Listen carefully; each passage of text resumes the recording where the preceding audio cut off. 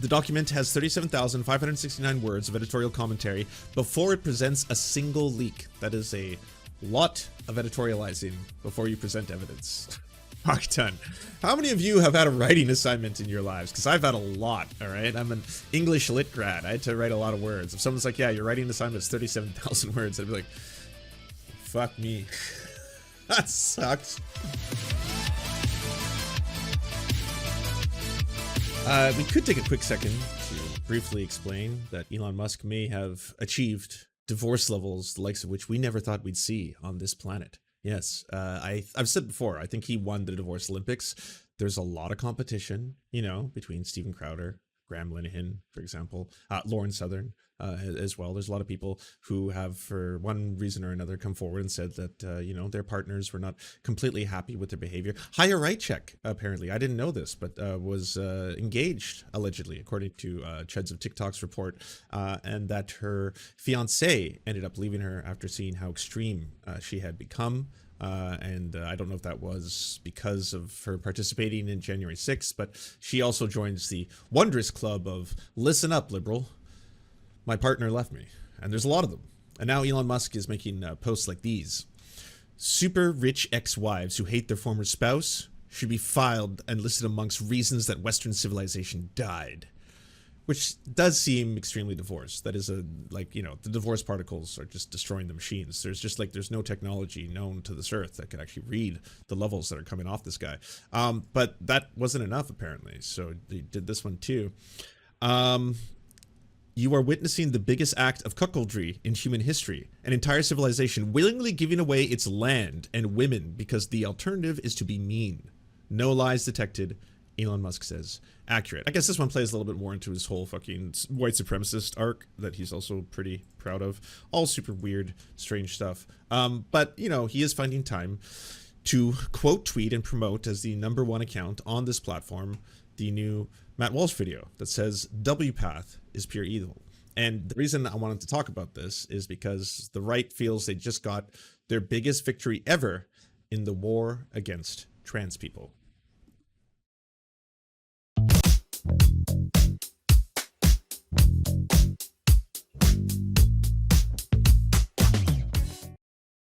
WPATH, the organization that major hospitals and medical organizations hold up as the gold standard for trans healthcare standards, was a radical cult from the very beginning.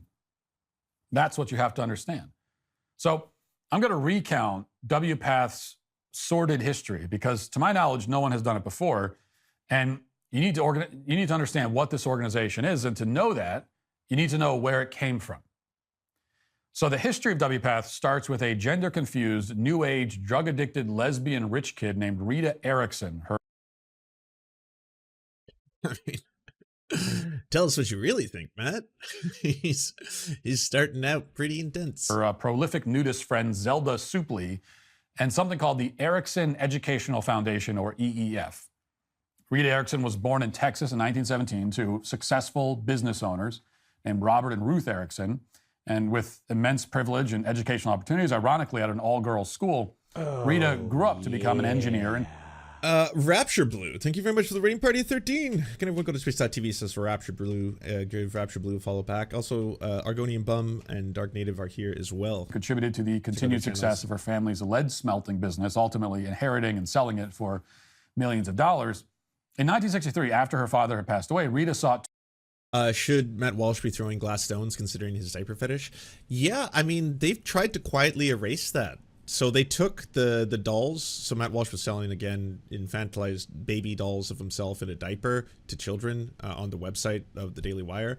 And a lot of people did call it out because it's just horrifying and gross and creepy, especially a man who's got a history of judging actual Nazi adult diaper wrestling. That used to be a thing that he did. And so that's also kind of strange to know that that has perhaps some play into his whole Sweet Baby Gang. Also disgusting, you know, that and the products that he keeps selling, like the Sweet Baby Gang candles, scented candles. Again, revolting stuff. I don't know if that they haven't released a statement as to why they took the products down. They haven't mentioned anything about it. So I think right now the Daily Wire is trying to cover that up effectively and just pretend like it never happened. To transition into a he under the care of a quack doctor named Harry Benjamin. Rita changed her name to Reed Erickson and became the ultimate financial force in the push for mainstream acceptance. Okay, so I'm sure we're not getting it completely accurate. Don't worry, we're going to get into the facts and figures and the science of this whole thing. But I want to get to his bombshell. Advanced doctors who wanted to pursue gender mutilation, contributing. One of the boys shot himself in the head. Hormones, repeated construction of vaginal openings, infections of the urine worker. It may just be a bit of harmless banter, but what happens if you say something you don't want everyone else to hear? It is weird to see them just go seamlessly into their ad reads in the middle of just like some of the most vile fucking bigotry you can imagine. Again, YouTube, it's so wild that you let this person do what he does on a regular basis. Like, just straight up. It'd be one thing if he was just like, I don't like trans people and here's my video on it. And then I would have like, I don't really have an argument. I think it's kind of like, yeah, you're really basically not allowing for anyone to express themselves in any way, shape, or form, because yeah, some people will just be bigots and proud of it. So yeah, I'm not saying that in and of itself should be banned, but this is very different. Matt Walsh's show, that's not him, that somebody does. It's like, oh, today I'm going to talk about why I hate trans people. He just lies. He pushes like pseudoscientific nonsense. He does fear mongering. He specifically targets institutions, children's hospitals, for example. And then yes, they get bomb threats in the same way that higher right checks targets usually do. This person, he's like a very dangerous extremist. Very dangerous. But again, someone who YouTube feels, yeah, we should basically maybe cut his ad revenue for like a month, take his ad revenue away. He did say that he was making, what was it, $100,000 a month alone in ad revenue. So that's a fucking, oof, that's a very profitable empire bigotry that again serves only to make trans kids' lives scary. Internet service providers track patients at $1,000 per year from Erickson, which is worth about $176,000. Barrett did no time creating their first standards of care in the association, linked to another website called Transsexual Women's Resources, run by one of their early members, Dr. Ann Lawrence, who sat on the Standards of Care Committee for the association. And he was, and still is, an admitted autogynephile, which is a paraphilia where a man is sexually aroused by the thought of himself as a female. And in a paper, Dr. What's the name for the sexual fetish where a man is aroused by the thought of himself as a baby in a diaper doll? What's the name for that one? That one sounds a little bit more specific. Yeah. Lawrence refers to autogynephilia as an underappreciated paraphilia. Now, few have been as honest about this. Disclaimer, AGP is not an actual thing. It doesn't sound like an actual thing. But again, yeah, and if it was, I wouldn't kink shame you. Like, obviously, if someone is like, hey, by the way, my thing at the end of the day is that I personally am aroused by the thought of other people perceiving me as a woman, something to that effect, okay.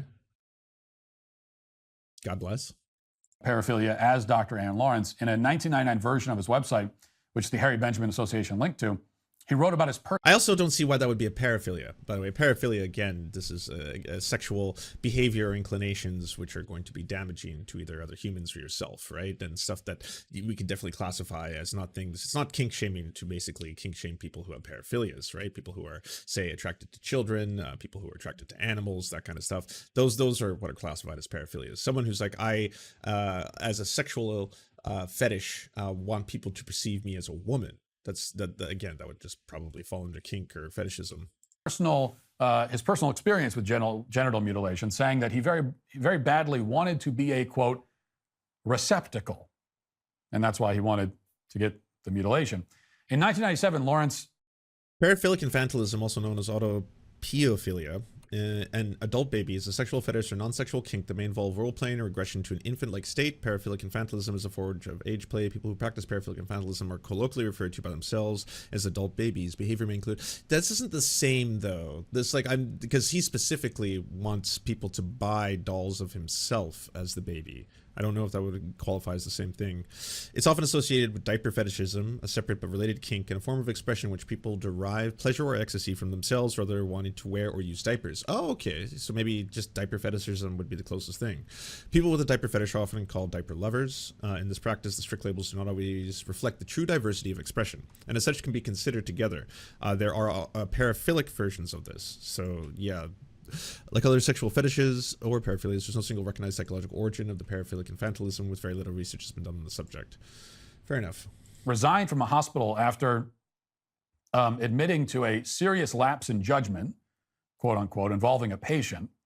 And the lapse of judgment was that, according to an incident report, a hospital gynecologist Yeah, it's true. I don't think I'm taking him very seriously. I haven't listened to half of what he said. I've skipped through a lot of this, and I haven't listened to the complete breakdown of WPATH. Probably because Erin Reed, she does a much better job of explaining what is taking place. So I was going to read her breakdown of it, and then probably it'll teach us a lot more than we can learn. This is maybe the single greatest scam in modern medicine. There's a lot of people who are into fantasizing about a lot of things they wouldn't do or couldn't do IRL. Yes, of course, absolutely, yeah. And honestly, what Matt Walsh wants to do is essentially say that, hey, if someone has a sexual fantasy about wanting to be perceived as a woman, that's basically what he thinks trans people are, which is obviously not true at all. But it's once again one of many condescending ways that they try to speak about trans people or queer people in general. They view inherently all queerness, even people who are asexual or aromantic, as being inherently sexual. They see all of it as being sexual, as in it is just a form of sexual deviancy, and to be gay is just in and of itself to be a sexual deviant. So that's kind of where their whole world view comes from. It's one of the greatest scams in the history of medicine. It's destroying the lives of children across the country, and that much is clear. What's less clear is why anyone who knows the truth about WPATH's origin would ever listen to a word they have to say. The WPATH. Okay, so Elon Musk wanted to tweet this out 16 hours ago. WPATH is pure evil. I thought it was going to be more about this. But anyways, Erin Reed, at Erin in the Morn, if you want to follow her work. Number 1. On Monday, anti-trans groups released WPATH files in an attempt to create a, quote, major scandal. I analyzed the highly editorialized document and found 216 instances of factual errors, misrepresentations, and distortions of leaked material. Subscribe to follow my work. The document has 37,569 words of editorial commentary before it presents a single leak. That is a lot of editorializing before you present evidence. Fuck ton. How many of you have had a writing assignment in your lives? Because I've had a lot, all right? I'm an English lit grad. I had to write a lot of words. If someone's like, yeah, your writing assignment is 37,000 words, I'd be like, fuck me. That sucks. But to do that before presenting any evidence at all, just be like, yeah, the foreword is quite long. You could say it's a short novel in its own right. Here we go. It tries to paint a picture that is not supported by the document that is leaked, that would not you would not read if presented with them first. So of course it's with the expression muddying the waters, poisoning the well. The common technique before you even read the evidence that I'm presenting, I'm going to basically lead the witness and present the entire case before you and get you really mad just from the get-go. 37,000 words worth. 37,000 words of like, hey, by the way, trans people bad, really, really bad, mutilation. And then by the time you get to the actual document, it's like, okay, so here's the new evidence that has been presented. The files were first shared by right-wing activist Michael Schellenberger, and then nearly every anti-trans organization, Genspec, the ADF, and Fair in Medicine, FIM even added the fake red bar, fact check true, I assume as an homage to my anticipated article. Fact checked true! The actual inaccuracies, incorrect citations, and misrepresentations of both the literature and the leaks are pervasive. In many instances, the authors reference their leaks, which are not searchable without OCR, banking on the assumption that you won't be able to search them. The editorial section serves as a prime example of the Gish Gallop, a tactic where numerous errors are thrown at once to overwhelm anyone attempting to critically respond, a strategy that is first used by creationist Duane Gish. I didn't know it was actually named after a creationist. That's actually pretty wild to learn. I learned something today. I think that warrants this thing.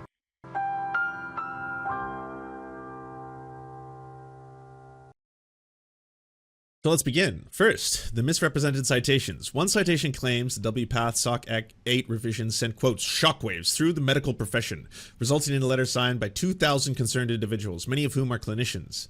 Except that sent shockwaves through the medical profession. My God. And provided the catalyst for beyond WPATH's declaration, now signed by more than 2,000 concerned individuals, many of whom are clinicians working with gender diverse young people. Uh-oh, that sounds bad. Except one look at the actual letter reveals that this is not an accurate gauge of the medical profession at all. Instead, it is filled with signatories with titles such as DJ, yoga instructor, graduate student, concerned grandmother, pastor, and more. I love that. I love that. Oh, already so great. So great. You know, you have to look it up. And it's like, well, many signatories have actually joined in to call into question whether or not this is actually, some form of child abuse. Cool. Who signed it? Which doctors? They have titles, not doctor per se, but there are titles. You know, we have DJ. Yeah. Yeah. DJ is there. Yoga instructor, concerned grandmother. Yeah. Lonely uncle. Lonely uncle has signed off on it, and he is lonely. That is for sure. Another section states that those who undergo gender assignment study, quote, do not show positive outcomes, and has 4 citations. One is a 2004 Guardian article. One is an article from a conservative New Age utopia site called The New Atlantis. Oof, these sources. The New Atlantis. The other 2 do not back it up. Another claim states that 2% fatality rate for sigmoid gender-affirming surgery. A review of the citation reveals a single case report of death from an infection. The actual review of 386 such surgeries shows low rates of major complications, no deaths. So straight up lie there. The editorialized document contains several factual errors. For instance, it states that gender-affirming care is a, quote, new form of conversion therapy, without indicating that evidence shows the vast majority of trans people are not straight post-transition. It also repeats one of the most inaccurate statements ever made about trans care, that the vast majority of trans youth will, quote, desist if forced to go through their assigned sex at birth puberty. This is false. Numbers show that 80% desistance rates comes from an old study that is well known. They feature old diagnostic criteria that treat feminine gay boys the same way as trans people, for instance, and do not require identification as another sex. This is the biggest one that to this day, the transphobic crowd still try to use as a weapon, and that's because they don't understand that there are changes between each one of these releases and how they can actually classify individuals who happen to be trans, cis, gay, straight, all that kind of stuff. And as our understanding of these topics grows, so too does the DSM and their guidelines. And so yes, if there's a jump from the DSM-4 to the DSM-5, there's going to be new ways of classifying people. That doesn't show that in between the two that there's been 80% of users or people who submitted information as suddenly desisting or not being trans. It means our way of classifying people who are cis and trans has evolved. Very, very different thing though. Modern criteria shows that trans youth persists at a very high rate. 97.5% of trans youth who transition continue stable in their identity 5 years later. This is used to paint a nefarious picture of trans care by the author, inaccurately claiming the trans youth are, quote, locked in. The locked-in hypothesis was designed to answer the observed low desistance and detransition rates amongst trans youth and has not been validated. The alternative proposal by the authors is to restrict social transition, barring haircuts, names, and pronouns. The article many times states that the, quote, ability to form long-term sexual relationships is drastically compromised and that hormone therapy impairs sexual function. This is untrue. Instead, we find more research that 65% of post-op trans women found sex more pleasurable after surgery. A separate review of studies concluded, and by the way, even if this wasn't the case, why is it your fucking business, you weirdos? You know, for someone like Tim Pool and all these other right-wingers to be like, yeah, but they can't experience sexual pleasure. It's like, why the fuck are you so obsessed with the sexual pleasure of teenagers, first off? And secondly, that's not true, though. And like, this is one of those things where this isn't based in reality. And even if it was, if someone has a higher quality of life overall, but they have diminished sexual sensation, but overall, in terms of like, hey, how was I before and how am I after? Am I happier than I was before? If it turns out the answer to that is yes, then what business is that of yours onto how strong of an orgasm they can have or not have? That's like, again, utterly bizarre behavior. A separate study of studies concluded we find the most well-established changes of the association HT are initial changes to libido and increased sexual satisfaction. Perhaps the worst aspect of the report is the way the editorialized claims are selectively altered or interpreted in a way that does not match the actual WPATH leak. Here are some examples.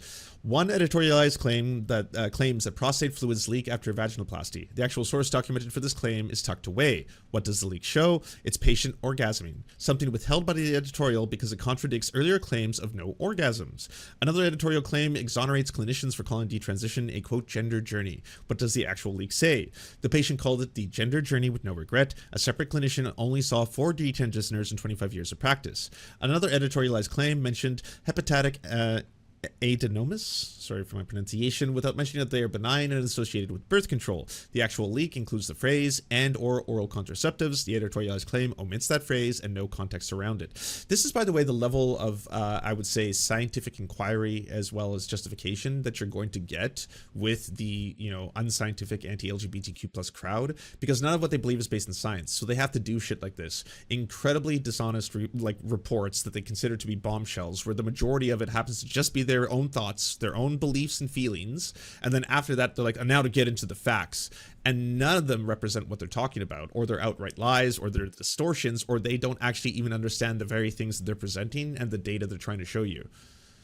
These are just a few examples of the hundreds of inaccuracies, misrepresentations, and more in the document. If the leaks were so damning, why must there be 37,000 words laden with factual errors and misrepresenting interpretations before we can even see the leaks themselves? The leaks themselves are benign. They represent exactly what we want in our medical entities doing. Remaining engaged with care discussion in professional collaborations with one another, discussing edge cases, and exchanging recommendations from clinical experience. Because yes, at the end of the day, the thing that the bigots don't recognize or ever acknowledge is that people want others to have the best possible healthcare and outcomes, regardless if they are cis or trans.